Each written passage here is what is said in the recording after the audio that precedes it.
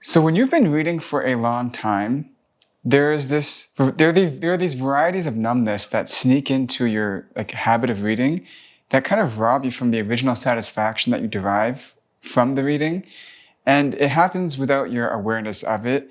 And I find that I have to sometimes think about this as well. And so I want to talk about it because once you become slightly aware of it, you can kind of mitigate it. You can actually do something about it because it's really hard to actually notice it happening to you. So when you read a lot, one of the things you can do is you can kind of live in the consciousness of the book that you've just read. And this recently happened to me with Jordan Peterson. After I got 200 pages in, I kind of realized that I wasn't living in the book. I was numb to it, right? The idea here is that with any given set of beliefs, any system of beliefs that you have, there are ways of painting the variables of your perception differently depending on the beliefs you adopt. For example, if you take a theist and an atheist, or like a theist and a secular person, and you talk about the consciousness of pleasure, well, for a theist, there's going to be a moral component to it. There'll be an element of, you could say, sin, the consciousness of sin. Whereas with a secular person, there won't be. So if a theist gives into pleasure, it could be considered evil or morally wrong. Whereas a secular person, you could think about them giving into pleasure, and then maybe they say, well, I worked like six out of 7 days this week. I can have this 1 day of pleasure. There's nothing morally wrong about it. I don't feel any guilt about it whatsoever, right? And so even though you have the same behavior that they're going to engage in, maybe it's like alcohol consumption or something, one has a moral element to it and one doesn't. One lives in the consciousness of morality, the other one wouldn't, at least when it comes to the variable of, let's say, drinking. The same can hold true for even other people. If you think about a direct realist and a solipsist, a direct realist, when they're interacting with another person, will view it as like another self. It's not their own self. It's like another living, mind-independent being. Whereas a solipsist, on the other hand, they'll view it as an extension of themselves, because for a solipsist, all that can be known is their own mind. And if there's something inside their mind that's acting like a person, well, it's ultimately in their own mind, because all they can know is in their own mind. And so the other person is a representation, and therefore they're kind of in some sense engaging with themselves. So a direct realist and a solipsist will paint even the variable of like another person completely different.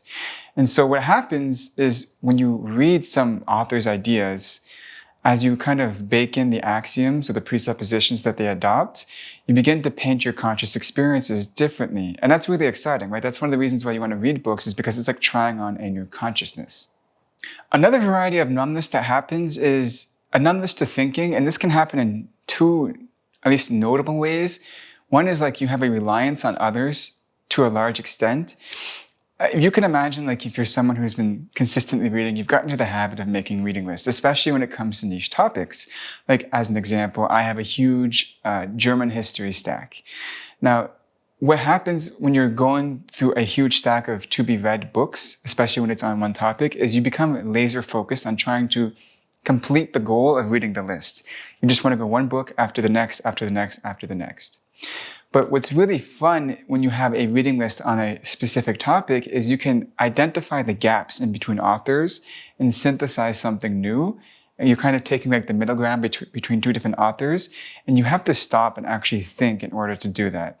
But it's very easy to just get tricked and stay focused on the goal of completing the reading list. So that's one way where you can develop a kind of numbness to thinking, is not stopping to synthesize new ideas as a result of some of the authors that you're reading. Another kind of numbness to thinking that happens is developing the connections between disparate disciplines, or like different disciplines. The great example that I have for me is with finance and philosophy of mind. I like to read both of these subjects here and there, maybe finance a little bit more so. And I remember one time I was just writing in my notebook, like, if I were to map the variables from finance into the variables of philosophy of mind, how would I map them? And the mappings I came up with were like, let's say the stream of consciousness is like revenue. Let's say dysfunctional emotions or trauma is like liabilities. And let's say then like assets are like skills or positive memories, stuff like this, right? You can start to map them.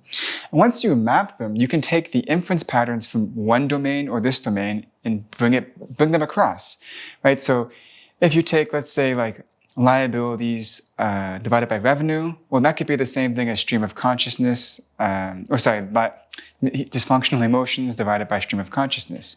You can kind of develop the same quotient using the analogized variables. And it brings interesting insights into philosophy of mind when you do that. It's almost a way of measuring the quality of your conscious experiences, or like the level of risk associated with your particular stream of consciousness. That's what you could kind of argue is being mapped over from finance. You get these interesting insights when you start to connect two different disciplines by coming up with approximate comparable variables, which is something that you gotta pause to do. Otherwise, you're gonna become numb to it. If you just keep reading and reading and reading and reading, you're not gonna do that. That's something you have to consciously think about and consciously do. The last variety of numbness that I think is worth mentioning is numbness to exploration. And this one I actually find is particularly a problem with self-help, but also in other genres as well. In self-help, you always have these people who talk about implementation, right? They say you read one book and then you implement. If you're just someone who reads one self-help book after another, after another, after another, then they say you're making mistakes. You shouldn't be doing that. You should be implementing a lot of what you're reading. And it's at this point is actually brought up so much in the self-help industry. It's very low hanging, and it's kind of funny because like people think that readers of self-help aren't aware of this, but it's one of like the most common tropes in self-help is to talk about implementation of what you're reading. Anyways, what isn't mentioned inside self-help though is encouragement to explore. And what I mean by this is like, let's say you take the book, the 7 Habits of Highly Effective People. This is a very famous like self-help book. They will often tell you to implement what's in that book, but what that book won't do is tell you or encourage you to explore why it is the case that you're someone who is a human being, like you're someone who isn't having those skills already, or you don't have those habits already. Why are you in such a state that you don't already have these habits of highly effective people? They don't ask that question, like the why question.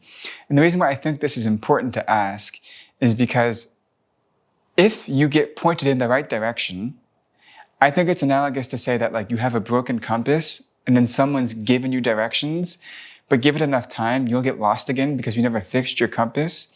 Right? And these self-help books don't really, like, for example, fix your value structures. Maybe they change a little bit of your value structures, like in terms of how you execute on your time or how you maybe manage your diet. But it won't tell you, for example, that you should spend all your time like being a mathematician or a computer scientist or something like this, right? There's going to be a set of values that you need to fix that are more fundamental than just changing your habits. And those books don't do the exploration. They don't ask the why questions. Like maybe you have maybe when you ask the why question, maybe you find that there's people in your life who are biasing you towards a certain bad outcome, which isn't to say you don't have responsibility, but it is to say that your social circle has an influence on you, right? These kinds of questions should be asked. And I think you should have good, robust answers to them. And this also, applies outside of self-help. So like in history, a lot of authors will give you particular arguments or make persuasive arguments for why something is X, but they usually don't introduce the counter arguments or the negations or the critiques of the data that they're using to support their positions. And even like really, really honest and fair authors don't often provide the critiques to their own worldviews. For example, I know Steven Pinker leaves out some of the critiques to his works inside of his books, even though there are good critiques of his works. And I'm a big Steven Pinker fan, by the way. There's just so many authors where you don't get the counter arguments inside the books. So there's no encouragement to explore the antithesis to the thesis, so to speak. So that's something else you can grow numb to, is this numbness to exploration that you should definitely do something about. So those are like the 3 varieties of numbness that I think sneak in when you read consistently. I mean, you might have it in the beginning, but you're going to have to like maybe write these down and think about it like at the end of the month or after you finish a book. You think about these kinds of varieties of numbness and whether you're numb to it or not. And with that being said, bye-bye.